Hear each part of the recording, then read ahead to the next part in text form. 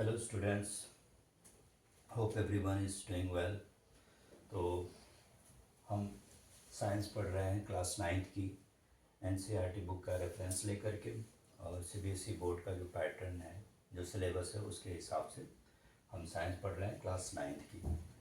3 chapters हम already cover कर चुके हैं। 4th चैप्टर है ये, structure of the atom. 2 parts इस चैप्टर के ऑलरेडी हमने कंप्लीट कर रखे हैं। आज तीसरा पार्ट कंप्लीट करेंगे, एटॉमिक स्ट्रक्चर। अब एटॉमिक स्ट्रक्चर का एक ओवरव्यू ऑलरेडी हम लोग डिस्कस कर चुके हैं कि एटॉमिक स्ट्रक्चर मतलब कि एटम का स्ट्रक्चर कैसा है। एटम का स्ट्रक्चर कैसा है, इसका मतलब ये है कि एटम के अंदर क्या क्या होता है, किस चीज़ से बना होता है एटम। इलेक्ट्रॉन्स होते हैं, प्रोटॉन्स होते हैं, न्यूट्रॉन्स होते हैं, जिसको कि सब एटॉमिक स्ट्रक्चर्स बोलते हैं, या सब एटॉमिक थिंग्स बोल सकते हैं, पार्टिकल्स बोल सकते हैं। उनके बारे में हम समझेंगे कि एटम के अंदर क्या क्या होता है, और अगर होता है तो उसका अरेंजमेंट या डिस्ट्रीब्यूशन किस तरीके से होता है। अब एटम के अंदर इलेक्ट्रॉन, प्रोटॉन, न्यूट्रॉन जो कुछ भी होता है वो किस तरीके से होता है और किस वे में स्ट्रक्चर्ड होता है, किस वे में अरेंज होता है, ये सब कुछ समझाने के लिए बहुत सारे साइंटिस्ट ने अपने प्रपोजल्स रखे। जो मेन प्रपोजल्स थे वो थे जे थॉमसन के, रदरफोर्ड के और नील्स बोर के। इन लोगों ने क्या चीज़ प्रपोज किया, किस चीज़ को आइडेंटिफाई करा एक्सपेरिमेंट के थ्रू, और जो चीज़ें एटम के बारे में बताई वो हमने डिस्कस करके स्टार्ट कर दिया है। थॉमसन्स मॉडल को हमने डिस्कस कर लिया है। रदरफोर्ड ने क्या बताया कि स्ट्रक्चर, एटम का स्ट्रक्चर किस तरीके से होता है, वो डिस्कस कर लिया हमने। आज जो तीसरा पॉपुलर थ्योरी है कि एटम के अंदर क्या क्या होता है और वो किस चीज़ से बना होता है, डिस्ट्रीब्यूशन कैसा होता है उन सब एटॉमिक पार्टिकल का, उसके हिसाब से उसी चीज़ को कंटिन्यू करते हुए आज हम पढ़ेंगे कि बोर्स मॉडल क्या था। बोर्स मॉडल में किसने प्रपोज करा? नील्स बोर नाम के साइंटिस्ट ने इस मॉडल को प्रपोज करा कि एटम के अंदर क्या होता है और किस तरीके से, किस वे में वो अरेंज होता है एटम के अंदर सब एटॉमिक पार्टिकल्स। तो हम थॉमसन्स मॉडल को, रदरफोर्ड मॉडल को पढ़ चुके हैं, ये तीसरा है। थोड़ा सा ओवरव्यू है कि कैसे उन्होंने स्टार्ट करी। थॉमसन मॉडल ने बताया कि वाटरमेलन टाइप का स्ट्रक्चर होता है, मतलब जो एडिबल पार्ट है एटम का, वाटरमेलन का जो एडिबल रेड वाला पार्ट है वो सारा का सारा प्रोटॉन है, और उसके अंदर जो सीड्स होते हैं वाटरमेलन के वो इलेक्ट्रॉन्स हैं। ये थ्योरी बताई थॉमसन ने, मतलब कि एटम पूरा पैक्ड होता है, उसके अंदर स्पेस नहीं होता, या तो प्रोटॉन या फिर इलेक्ट्रॉन उसके अंदर भरा पड़ा होता है। न्यूक्लियस का उन्होंने कॉन्सेप्ट नहीं दिया, और कंपेरिजन करा वाटरमेलन से थॉमसन ने। ठीक है, उन्होंने इलेक्ट्रॉन और प्रोटॉन मेनली दो ही चीज़ों की बात करी। बहुत सारे क्वेश्चंस उठे, फिर रदरफोर्ड ने उसको आंसर करा, कोशिश करी। तो उन्होंने एक्सपेरिमेंट करा गोल्ड वाला। अगर आप मेरा पिछला सेशन देखेंगे तो गोल्ड की जो फॉइल है, थिन गोल्ड फॉइल पे बम्बार्डमेंट करके अल्फा पार्टिकल्स का एक एक्सपेरिमेंट करा उन्होंने। तो उसके थ्रू कुछ फाइंडिंग्स उनकी आई, और उसके बेसिस पे उन्होंने बताया कि नहीं नहीं, वो एकदम ऑल पैक्ड नहीं होता, एकदम से वाटरमेलन की तरह या शॉर्टपुट की तरह नहीं होता एटम, उसके अंदर खाली स्पेस होती है। ठीक है, क्योंकि उसमें अगर आपको ध्यान होगा अल्फा पार्टिकल्स पास थ्रू हो गए थे। तो अगर वो पैक्ड होता तो पास थ्रू कैसे करते, वो पास थ्रू नहीं होते ना, वो रिफ्लेक्ट कर जाते पूरी तरीके से। तो वो गोल्ड फॉइल वाला एक्सपेरिमेंट करा, उसके बेसिस पे उन्होंने बताया कि वो सोलर सिस्टम की तरह होता है, मतलब कि सोलर सिस्टम में जैसे सन है सेंटर में, और उसके चारों तरफ अदर प्लैनेट्स उसके अराउंड ऑर्बिट में रिवॉल्व करते रहते हैं। तो सोलर सिस्टम से कंपेयर करके उन्होंने बताया कि सेंटर में एक न्यूक्लियस होता है और चारों तरफ इलेक्ट्रॉन्स एक ऑर्बिट में घूमते रहते हैं, रिवॉल्व करते रहते हैं, just like our solar system, Rutherford ने बताया। फिर उसमें भी क्वेश्चंस हुए कि ठीक है, ऑर्बिट में प्लैनेट्स की तरह घूमते रहते हैं इलेक्ट्रॉन्स, लेकिन न्यूक्लियस में पॉजिटिव चार्ज होता है, तो इलेक्ट्रॉन्स को अट्रैक्ट करके खींच क्यों नहीं लेती न्यूक्लियस पूरी तरीके से, यानी पूरा जो इलेक्ट्रॉन्स है वो कोलैप्स क्यों नहीं कर जाता, सिकुड़ क्यों नहीं जाता, वो उस चीज़ को ये आंसर नहीं कर पाया रदरफोर्ड। तो सारी चीज़ें आके यहीं पे अटक गई कि ठीक है, इलेक्ट्रॉन्स ऑर्बिट में घूमते रहते हैं, और सवाल सिर्फ यही रह गया कि उसमें घूमते रहने को वो मेंटेन कैसे रख पाते हैं, कंटिन्यू कैसे घूमते रहते हैं। बाइक चला रहा हो, कब तक घूमता रहेगा बाइक राउंड राउंड सड़क पे? तभी तक ना, जब तक कि उसमें पेट्रोल है। तो पेट्रोल की वजह से अगर पेट्रोल ख़त्म हो गया तो पेट्रोल ख़त्म हो गया तो वो रुकना बंद हो जाएगा ना, फिर वो घूमना। जैसे ही एनर्जी ख़त्म हो जाएगी तो कोलैप्स कर जाएगा वो। तो ये हुआ कि उसमें कैसे वो मेंटेन करके रखते हैं अपनी एनर्जी को। तो इस चीज़ को समझने के लिए, आइडेंटिफाई करने के लिए नील्स बोर ने अपनी एक प्रपोजल करी कि उसकी जो ऑर्बिट्स होती हैं वो फिक्स्ड होती हैं, एक फिक्स एनर्जी लेवल होता है। इस पे आज हम बात करते हैं उन्होंने क्या क्या पोस्टुलेट दिए नील्स बोर ने, और उसको समझने की, आइडेंटिफाई करने की कोशिश करते हैं। ठीक है, तो उसके हम समझते हैं पॉइंट्स क्या उन्होंने नील्स बोर ने दिए, और उसके वजह से क्या क्या इम्पैक्ट आया, क्या क्या नई नई फाइंडिंग्स हुई, क्या उसकी थ्योरी आगे डिस्कशन के लिए उन्हें प्रपोज करी। तो पहला पॉइंट उनका ये था कि जो न्यूक्लियस होता है उसमें पॉजिटिव चार्ज होता है। दूसरा पॉइंट था कि इलेक्ट्रॉन्स एक निश्चित ऑर्बिट में, एक निश्चित सर्कल में घूमते रहते हैं। अब यहाँ पे मैंने एक डायग्राम बनाया हुआ है कि ये सेल है, एक एटम है, और एटम के सेंटर में, जहाँ की एटम का मैक्सिमम मास सेंटर्ड होता है, लोकेटेड होता है, वहाँ पे जहाँ पे कि सबसे ज़्यादा मास होता है, जैसे गुब्बारा है, गुब्बारे के अंदर मान लो कंकड़ भरे पड़े हैं, वो कंकड़ एकदम बीचों बीच फिक्स होता है।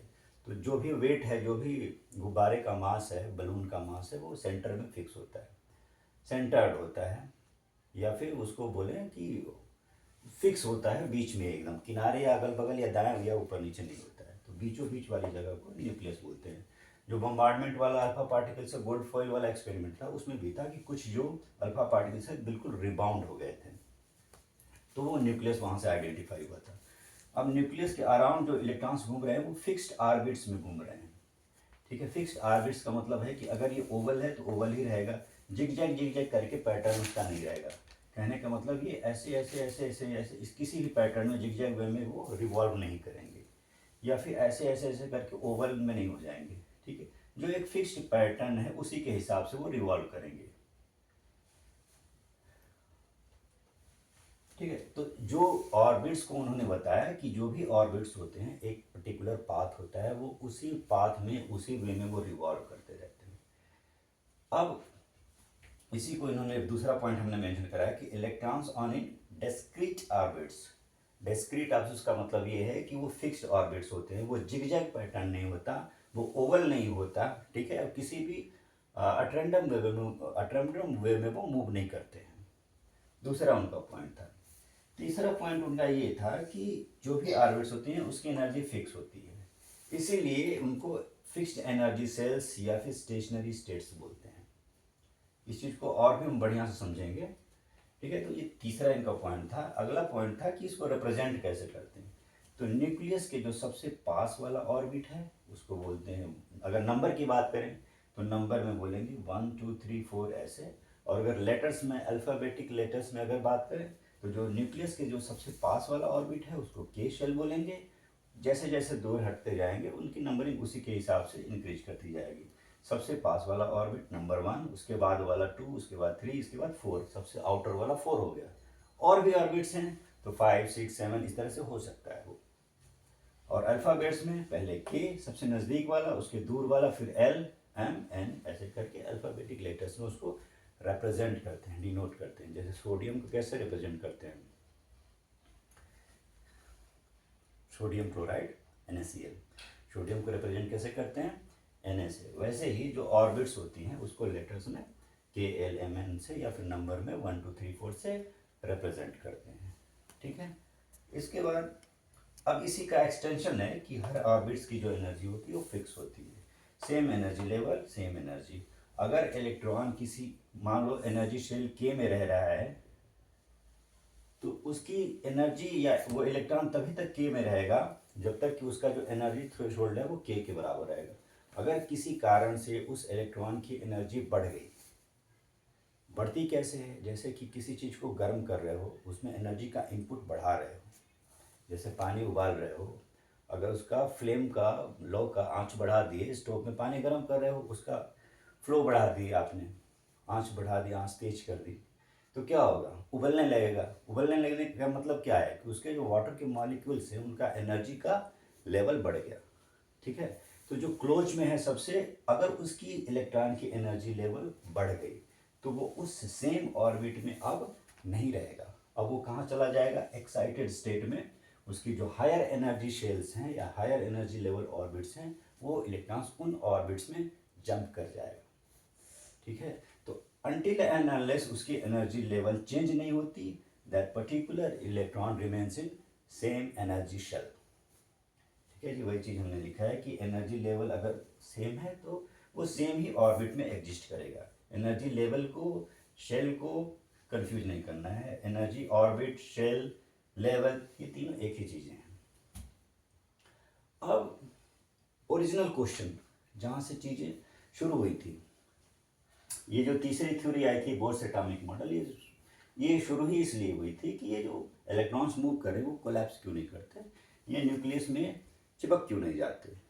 तो उसका मेन रीजन इसमें ये आइडेंटिफाई करा गया बोर्स मॉडल में कि इसमें से एनर्जी रिलीज नहीं होती है। अगर कोई दौड़ रहा है, भाग रहा है और उसकी एनर्जी ख़त्म ही नहीं हो रही, उसकी एनर्जी निकल ही नहीं रही, तो फिर तो दौड़ता ही रह जाएगा ना, लिटरली। अगर मैं दौड़ रहा हूँ, भाग रहा हूँ, मेरी एनर्जी लूज ही नहीं कर रहा, मैं थक ही नहीं रहा, मेरी एनर्जी नहीं निकल रही है, रेडिएट नहीं हो रही है एनर्जी मेरे से, तो मैं तो दौड़ता ही जाऊँगा जब एनर्जी ख़त्म नहीं होगी। तो सेम वे में अगर कोई ऑर्बिट में, सेम ऑर्बिट में अगर इलेक्ट्रॉन मूव कर रहा है और उस ऑर्बिट से कोई एनर्जी रिलीज नहीं हो रही है, तो क्या होगा, वो सेम ही इलेक्ट्रॉन सेम ही ऑर्बिट में हमेशा हमेशा के लिए रिवॉल्व करता रहेगा। अब इसको एक पॉसिबल एक्सप्लेनेशन मिल गया कि why electrons do not collapse inside the atom. ठीक है, तो इसे एक आंसर मिल गया यहाँ पे बोर्स एटॉमिक मॉडल में।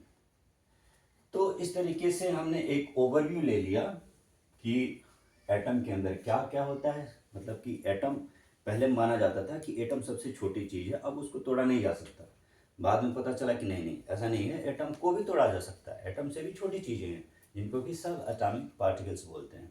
सब एटॉमिक पार्टिकल्स क्या हैं, इलेक्ट्रॉन, प्रोटॉन, न्यूट्रॉन, ये सब हैं। ठीक है, ठीक है। अब ये हैं इलेक्ट्रॉन्स, प्रोटॉन, तो वो कैसे बनी हुई है, किस तरीके से अरेंज है। किसी ने बोला जी नहीं, तरबूज में जैसे बीज होते हैं, खाने वाला पोर्शन है, उस तरीके से होता है।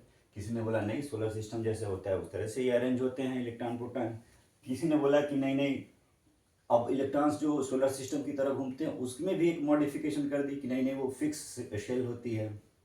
ठीक है, तो इस तरीके से डिस्कशन फर्दर आगे बढ़ी और हमें अंडरस्टैंडिंग मिली कि सब एटॉमिक पार्टिकल्स भी होते हैं, क्या क्या होते हैं और किस वे में वो अरेंज होते हैं।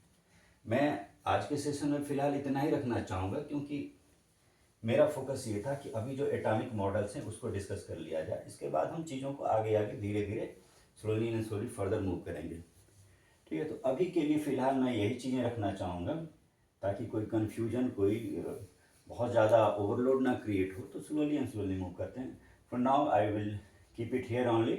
और मेरे अगर आप प्रीवियस सेशंस देखोगे, उसको समझोगे, उसके भी प्रीवियस सेशन पिछले चैप्टर्स में जाओगे, जिसको कि मैंने बैकग्राउंड दिया हुआ है कि साइंस हम पढ़ते क्यों हैं, सिक्वेंशियल ऑर्डर में, हर चीज़ का ऑर्डर में लिंक बाय लिंक चीज़ों को जोड़ते कैसे हैं, किसी के बीच जो RCA है, रूट कॉज है, कोई चीज़ अगर हो रही है तो उसकी रूट कॉज क्यों है, उसका कॉन्सेप्ट क्या है, वो सब हमने एक्सप्लेन करने की कोशिश करी है।